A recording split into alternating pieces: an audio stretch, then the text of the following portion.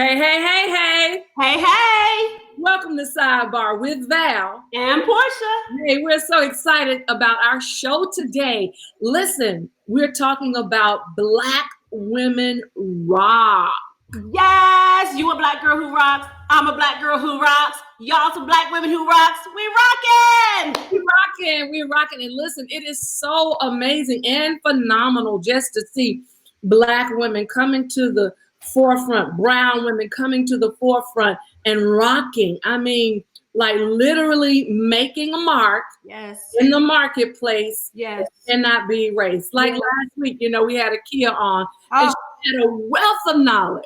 Absolutely amazing. And Val, I love how she just made it so simple for anybody to just be successful tying your assignments to your purpose. I mean, she blew that thing up, and I love it that no one has to feel insignificant. When God created you, He created you with purpose, right? And when you figure that purpose out, you can rock the house. So I loved Akia. I love what she's doing in the marketplace, and congratulations to her who is rocking. Amen. Yeah. And I'm glad that we are debunking every myth there is to debunk, especially in the marketplace. We are Black women. We love Jesus, and we are rocking, and we are not ashamed of it. And so let's just talk about some wonderful women who are just doing it in the marketplace. Yeah, it's a lot of women out there doing it. Like it's this lady that she owns what is called Pink Trash. Her name is Kelly Buffalino. Wow. She's in the game. She owns her own company. I forgot where it's located, P, but she owns her own company. She's leaving a huge footprint. She broke into an all-male industry, and I mean, she's tearing it up. Wow. And you have this young lady in New York, Donna Karen, just announced that she was going to be the CEO of Urban Zen. Wow. Phenomenal clothes. I mean, I would go in there and just get lost. Goodness. I saw this purple coat. I'm like, yes. But she is the CEO of Urban Zen. Wow. And she is really killing it right now. And then, my girl, Kiko Davis. She's out of Detroit, home girl. And she is the only Black female owner of a bank. Wow. The top 11 banks or African American owned banks. She's amongst the top 11. It's amazing, like you said, male-dominated industries and how we are breaking into those industries. God never meant for us to always be behind, but to be beside. It's Adam and Eve. We're not supposed to be always behind, but walk beside. And I love that they're breaking into these male-dominated industries because we have something to offer. I mean, look at Hollywood. Hollywood is changing. Yeah. I have to mention my girl, Marseille Martin, who is the youngest executive producer. You all know her from the show Blackish and her movie Little. She produced that movie. I think she's so young. Wow. Breaking into an industry that is male dominated. And I love it. I love what God is doing with women. I love what God is doing with Black women because we rock. We rocking it. We have a phenomenal guest today, P. She is really rocking the game. I know we say that all the time, but I cannot express how she is making a mark in the cosmetic industry, how she's making a mark in that Atlanta market. She is sought after by all of the celebs there in the ATL, and I think I've seen her with some celebs in the New York area. She's been doing what she does for 20 years. I mean, she is actually a boss girl, boss woman. She's killing it. 20 years. Nacheras Smith. Wow. Our guest today, and I'm telling you, she is absolutely phenomenal. So why don't we go ahead and bring Cherry on right now? Welcome, Cherry. Thank you for having me. I'm so excited to be here with you ladies. We're so excited to have you, girl. You are completely rocking it out. And I've been following you for a while. Val's been following you for a while. We just admire your hustle, admire who you are. But can you tell us how you went from finance to becoming one of the industry's most sought after makeup artists? Can you just tell us your story? What had happened was, I was in, of course, high school, and I've been loving makeup since I was a baby. My mom was a makeup artist, my aunt was a makeup artist, so I kind of was brought up in it. Yeah. I didn't have to take it up because my sisters, they're not into it at all. But I just took a liking to makeup very early on. Back in 1996, I was, still in high school, and my mom was telling me, she was like, I think you're going to be a makeup artist, and I think you're going to be teaching makeup. And at that time, I was like, I don't even like speaking in front of people. So that sounded very, very weird and awkward to me. But she told me that over 25 years ago. And I was always good in school, especially when it came to math and, finance classes and things like that. So I ended up with a academic scholarship. Wow. Yeah, I was doing that too, So, I was excelling in school as well and looking pretty. I love it. Brains and beauty. Brains, right? So I always loved math, and so I ended up going to school in finance. Majoring in finance and marketing. And so, at first I told my mom, I was like, listen, I don't really want to take this scholarship. I just want to do makeup. And she was like, girl, you're going to go to get this free education. So I ended up going to school for finance and marketing, graduating at the top of my class and, doing all of that. But in the meantime, I was still doing makeup. And, I ended up, I thought that I wasn't going to be able to use the finance and marketing because I was so engulfed in makeup at the time. But I ended up moving to Tuscaloosa, Alabama, with my ex-husband. Yeah, I was married at the time, and that's where he was from. And so I moved there and landed a general manager position for a loan company. And I did well. I couldn't turn that salary down, so I did well in that. And, but at the same time, I did makeup. I was traveling all over the United States and the Caribbean teaching classes, and everything that my mom said came true. I was teaching makeup. And there it was. I was like, okay, now I'm doing finance, I'm doing makeup, I'm teaching. Everything she said that was going to happen, it actually happened. So, wow. Yeah, it's been an awesome journey. Been an awesome journey. That is so powerful. Your husband actually went to school with your husband, with Steve. It's your ex-husband with Steve. So, hey, I didn't know you were a Roll Tider girl. Well, no, I'm going to go Gators now. I'm going to go Cali, Florida. We were definitely a house divided. We were a house divided, but we made it work for a long time. Oh, that's good. Yeah. So you know what, Cherry? Tell us about the heart behind your makeup academy. What's the name of your makeup? Because I don't want to murder it. What's the name of the makeup academy? It's called the Omni Makeup Academy, and my daughter Omni, she's my oldest. She's my heart, so she is the heart of my makeup school. She's my oldest daughter, and the word Omni means all. So when you think of omnipresent, omniscient, which is our God, of course. Yes. Yeah. I just always love the name. I love the meaning, but I changed it to AH in the beginning of it, at the first part of her name, because it's a long story. I have 48 nieces and nephews, and mostly all of them, their name starts with an A. So I decided to keep the tradition going, so I changed it. But, that's the name of the school, the Omni Makeup Academy, and the heart of it is my daughter. I wanted something to pass down to her. I believe that a lot of times in the Black community, what happens is that we all are starting from zero because no one has given us anything to take on. No one's passing the baton. There's no baton at all. So I think that it was very important for me to have something to be able to give down to her. And I kind of got upset a little bit because when she got of age, she changed makeup to hair. And now she wants to do hair. And I said, you have a whole makeup school that's in your name, so you got to do makeup.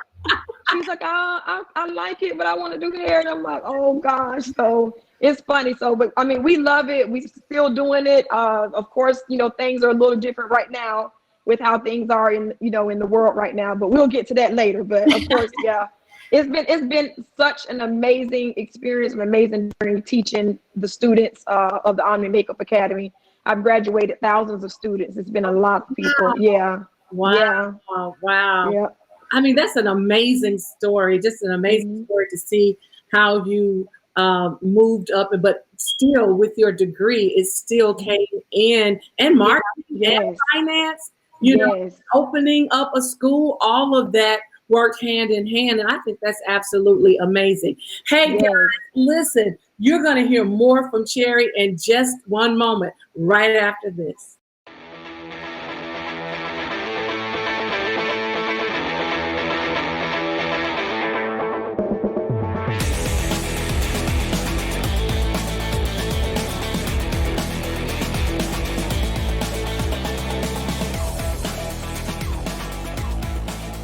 Welcome back. We are having a phenomenal conversation with Cherry Smith, one of the leading makeup artists in the ATL. And I'm telling you, she has a beautiful story, and we're going to continue with her story. Cherry, thank you for being with us today.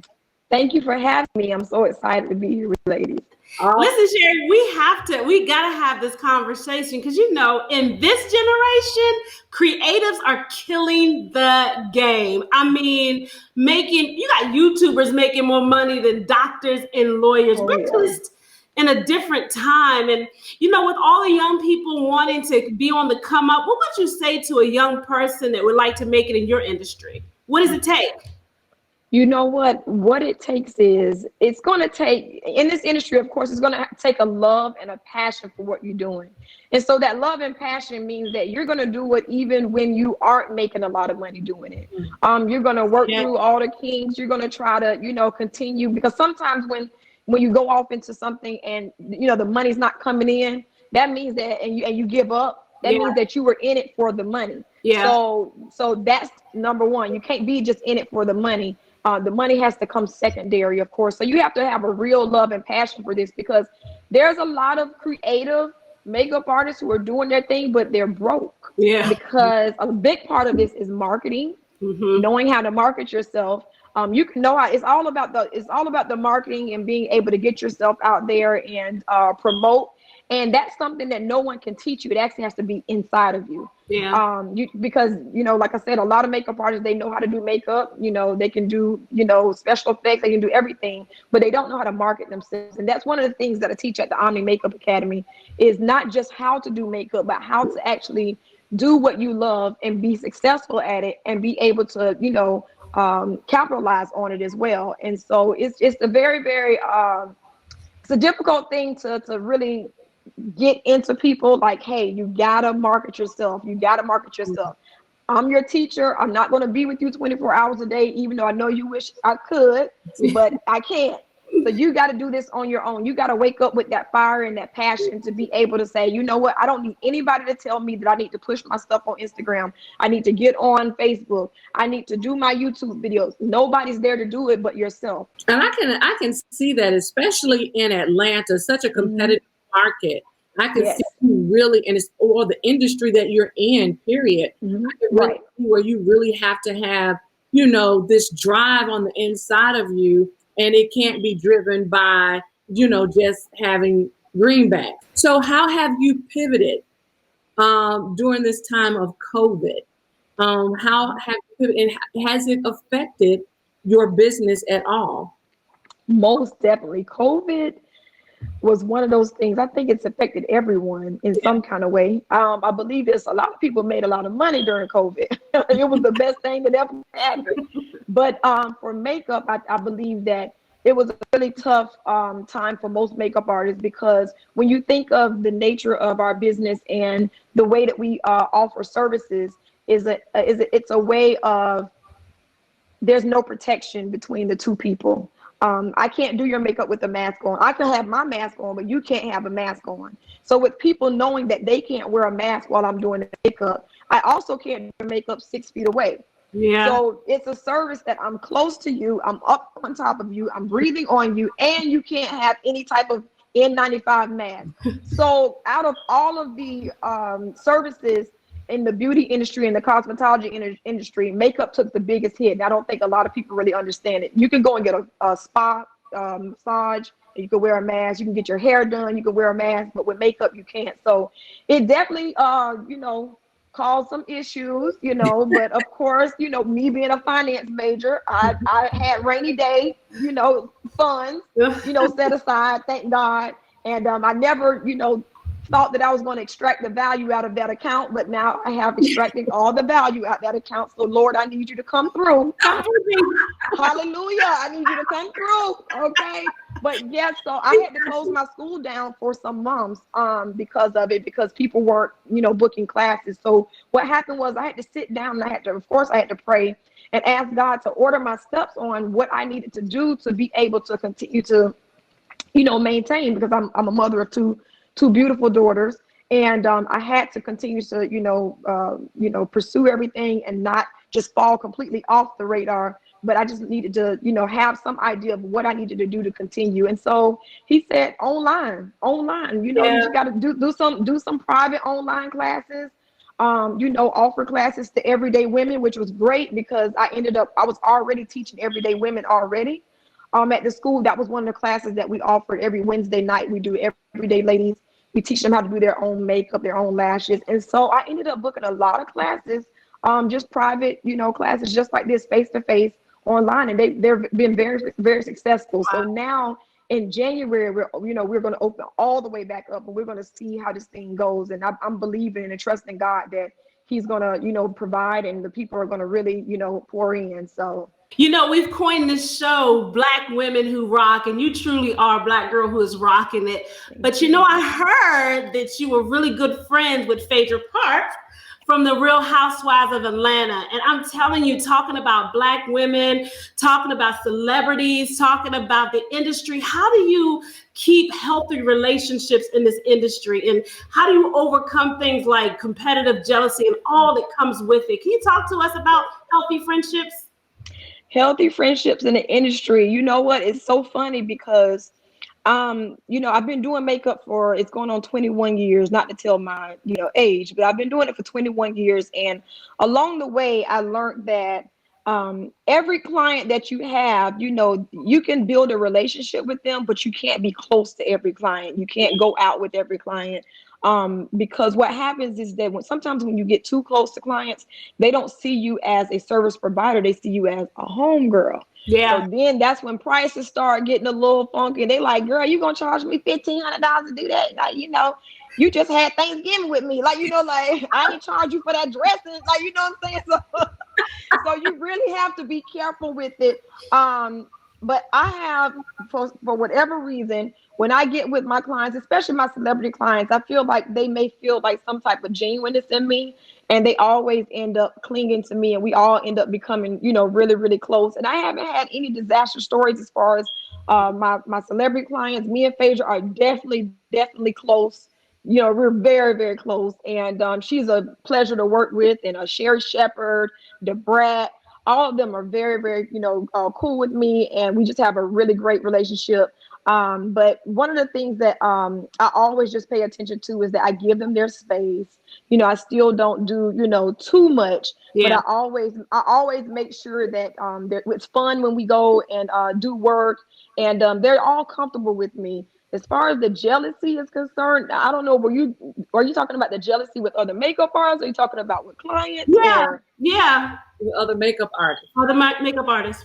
Okay, so jealousy with other makeup artists. That's one thing you have to do is really you can't look to the left or the right in this industry. You can't really, and I'll say social media can make you do that. You're looking to see what they got going on and see what they got going on, and it can make you feel some type of way. But if you know that people are they're gonna always put their best face forward on Instagram. To be, completely open and honest, I went through a really bad bout of depression.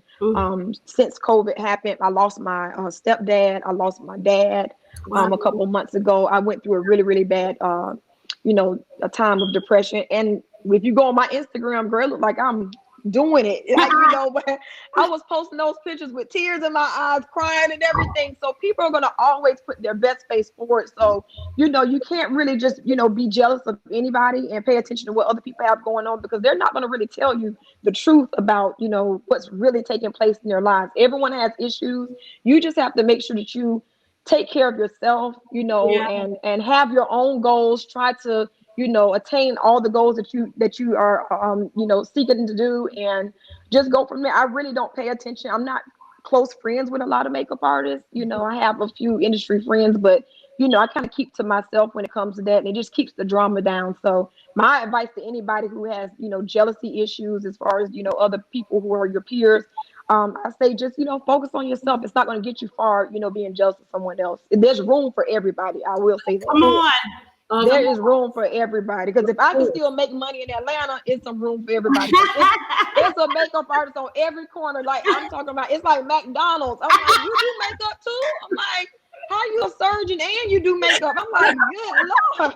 In the industry, tell us some industry secrets. All right, so the secret is mostly, and I'm not supposed to give y'all the secret. I'm going to give it to you because I love this show, so I'm going to give it to you.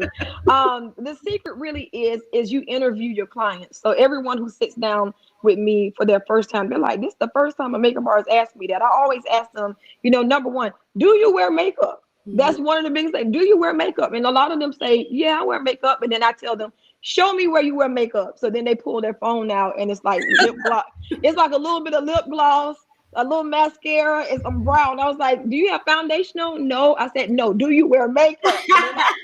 Okay, well, I guess I don't wear makeup. I'm like, cool. So when you tell me that and you tell me that you don't wear makeup, automatically I know that you want to stay with neutral colors. Because you want to still see the person that came and sat down in my chair when you look in the mirror. You got that. So I know I know to put the green eyeshadow away. I know to put the glitter away. Now I have some people who say they wear makeup, and I say, okay, let me see what you call wearing makeup. So when they pull their camera out and they show me a picture of themselves, I said, okay, now you want to be. So then at that point, I know what kind of colors to go with. I know how, you know, big the lash to go with. And then some people, you know, they don't have the picture with them. And I say, okay, well, whose makeup do you like in the industry? Like who would you like to emulate your makeup after? And then they'll say, oh, well, I saw a picture of Phaedra's makeup on your page. I really like that look. Or, you know, they'll say, oh, I saw where you did, the Brad or whatever. And I want that makeup. So if they give me that example, then I, of course, know what to do with their face. So, you know, it's really kind of like interviewing the person and trying to see what they really like. A lot of times it has something to do with their career, like what they do. So I get a lot of judges, I get lawyers, I get doctors, you know, and I know that they don't want a double lash. I know that they don't want this. So I kind of just talk to my clients and try to see and try to read them. But like I said, I've been doing it 21 years, so I can kind of like gauge on what, you know, I need to do. I don't think no one has ever told me. I don't think I've ever had a like unhappy client where they were just like, I'm just unhappy. Yeah. I have clients, honey. Yes. They love the people that do come to me. I will say they love my makeup and they just love, I think just the whole experience is always fun because I try to make it fun for the ladies. But what I love is when I see the body language changes with the women. Yeah. You know, they come in, their heads kind of down, and you know they're kind of moping around, and then when they sit down, they look at their face after I'm done, and they like, "Oh, honey, baby, yeah." You know, I mean, I'm about to kill it, you know, and so they walk out with a different, just a whole different, you know, energy. And I always say that makeup is a ministry. It really is. I'm sure. And one of my sayings is, makeup is the only lie that God is pleased with. I love that. It really is. It's the only lie, because honey, it is a whole lie, you know. So but that's all right though. But it really lifts people's spirits, and that's a good thing. It lifts people's spirits, and if someone's spirit is lifted, that has to come from God, because only good things come from Him. So there you go. I love it. Val, she said it's a whole lie. I love it. It's a whole lie. It's a whole lie. Next time when we come to Atlanta to shoot this show, you're gonna come and have to put a lie on my face. I got you. I got you. God is gonna be pleased, and your man will be pleased too. Yes, he will. I love it. Listen, I have enjoyed this. This has been so good. I love how you said we all can eat. That's pretty much what you said. Everybody could eat. And so we don't have to compete. We can actually complement each other. And if we learn to do that, we can truly all eat. And you've been in the game a long time, 20-something years. So tell us, who did you love working with the most in terms of celebrity? I don't know. I'm gonna get in trouble if I name that. I don't know. Give it to us. Let me see. Okay, so I will say, Sherry Shepherd is one of my favorite people. She's one of my favorite people, just all the way around. She's one of my favorite people. Yeah. Of course, like I told you, me and Phaedra are really, really close. We have a lot of fun. Yeah. The rapper Kaya. Uh-huh. Kaya is one of my favorite people as well. She's hilarious. Yes. I got a few. The Brat is funny. Like all of I them. can't name one because it's and Faith Evans. Like when we get together, it's like yes. I'm like I don't want to leave you, Fizzy. It's like I gotta go, Sherry. I love her. I have so many great clients. Like I said, I don't have any disaster stories when it comes to them. So I love being with all of them. Every time I get bookings or their manager calls me or they call me, I'm just like, oh my gosh, like I can't wait to, see them again. So, some of them I get to see all the time, but some of them I only can see when they're in the States, in the South, in Georgia, Florida, South Carolina and stuff like that. But it's always a blessing to work with them. And Tasha Cobb is one of my favorites. Oh, we love Tasha. Yeah, she's amazing. She's That is amazing. good. Well, I think it just speaks to who you are, honestly. I think that's why you can't choose, because I mean, even just through meeting you and doing this interview, I feel like we best friends. And so I just think that it just kind of speaks to who you are. And I'm telling you, I have enjoyed your knowledge, your wisdom, but most of all, I haven't just enjoyed you. So thank you. Thank you. Thank you. This has been absolutely awesome. Yeah, I can't wait to come to the ATL so you can beat this face. Yes, and you guys got to bring me back because I'm working on the hair portion of my school. It's called the Aubrey Hair Weaving Academy. Aubrey is my youngest daughter, so I had to name it after her because the oldest one got the other. But it's a hair weaving school and it teaches hair weaving. And that's the other side of my school. So I'll be opening that soon. So I want to come back on here and talk to you ladies once that gets going and we can see, the progress on that. But I love that that you guys called me to be on here. I mean, I had an amazing time. I wish it was longer and I could do like an hour again with you guys. I love it. I love it. Love the energy. It's been great. Again, we just want to celebrate you as a Black woman who rocks. Ladies, I know y'all have enjoyed Sherry today, and this is just part 1 of Black Women Rock. Join us next week for part 2. It's going to be so good. Black Women Rock. Thank you for joining us today. Have a wonderful evening. You too. Thank you. Bye.